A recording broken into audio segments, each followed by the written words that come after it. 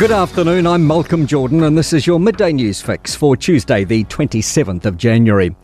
The operation at Mount Maunganui could take days if not weeks as efforts continue to recover 6 people buried in a landslide at its base. Weather is a top concern with rain making conditions dangerous. Senior Constable Barry Shepherd says there's no timeline for completing the work. People just need to understand also that this site is not safe and it never has been safe. We are just using all our skills and knowledge and all the technology to actually just minimise the risk. The Prime Minister is disparaging the last government's climate fund. Cabinet will today discuss funding support for weather-battered communities. The coalition scrapped its predecessor's resilience fund and Labour's accusing it of dragging its heels on climate change. Chris Luxon says there's lots more to do on climate adaptation, but we need a bipartisan framework. We will continue to invest in more resilient infrastructure, but we're going to do it through proper budgetary processes rather than the marketing exercise of creating a fund that makes people feel like there's an activity happening and actually those funds aren't actually being done. New Zealand Post is removing services from inside 142 partner stores this year.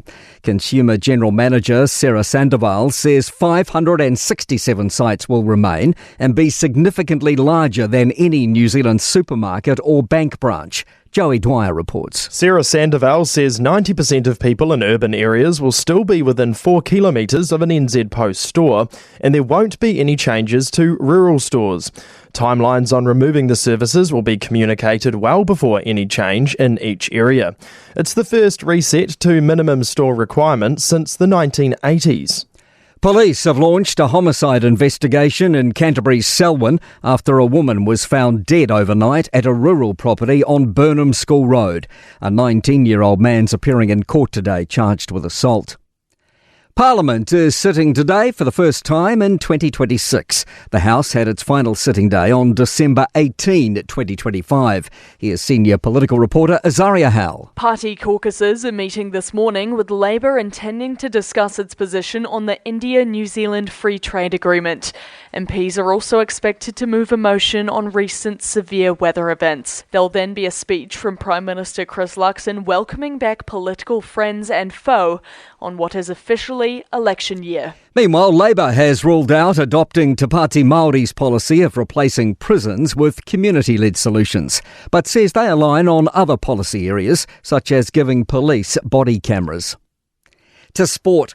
Vern Cotter's third year as a Blues Super Rugby coach will be his last. He will finish at the end of the season and take over as the Reds mentor next year. The New Zealand T20 World Cup cricket squad is almost complete. Jimmy Neesham, Lockie Ferguson and Tim Seifert have joined the camp in India, while Christian Clark and Tim Robinson have been released. And Liam Lawson has had his first drive in Racing Bull's new Formula One car, with testing beginning in Barcelona. Red Bull's Isaac Hadjar was reportedly the quickest driver of the day. I'm Malcolm Jordan. That's your latest news fix. We'll be back with the next update at 5 p.m. from the Newstalk ZB newsroom.